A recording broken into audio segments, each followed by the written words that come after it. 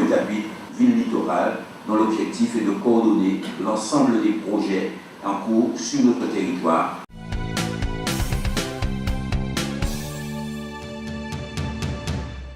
Trois années de privation, 3 années de souffrance et de restriction, et maintenant, à 3 années de la fin du mandat, on amorce une volonté d'investir. Et pour ce faire, on s'est entouré de techniciens, de spécialistes, et je tiens à remercier ici aussi le bureau d'études qui nous accompagne, le cabinet Tropisme, pour que Pointe-à-Pitre puisse pleinement vivre de son littoral.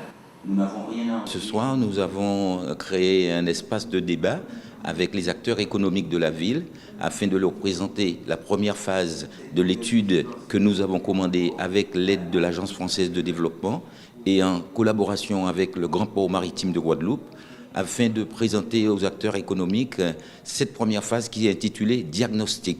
C'est une phase où le bureau d'études Tropisme a fait l'inventaire des forces, des faiblesses, des enjeux, des menaces qui pèsent sur le littoral pointois.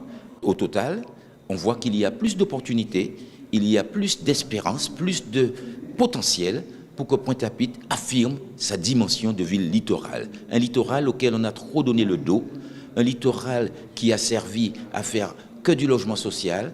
Le logement social, c'est bien, mais il faut aussi créer un nouveau style de logement comme ce qui a été créé à côté du MAC pour que nous puissions attirer à Pointe-à-Pitre plus de contribuables, plus de gens qui payent moins d'impôts. Des endroits où on estime qu'il pourrait y avoir justement des espaces économiques type restauration ou autres, commerce particulier, au niveau de l'Oricisque.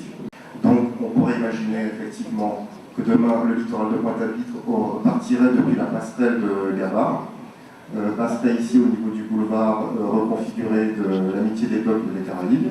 Donc juste pour conclure notre présentation, ça c'était la partie état des lieux, la partie proposition dans le cadre d'un phasage à court, moyen et long terme avec les financements et les partenaires financiers. Ça a toujours été une volonté presque commune de tous ceux qui aiment la ville, donc c'est déjà un premier succès. Par contre, avant de partir, je pense que s'il y a un copil ou autre lieu pour pouvoir échanger, je serai force de proposition parce qu'on a énormément de choses à proposer. Je pense en effet que la ville de Pointe-à-Pitre a besoin de connaître un meilleur développement que ce qu'elle a connu jusqu'à aujourd'hui. Heureux de penser qu'il est en train de naître un esprit d'équipe, un esprit d'acteurs liés par le destin, parce que comme vous dites, on ne pourra rien réussir sans ceux qui ont fait la ville, c'est-à-dire les acteurs économiques.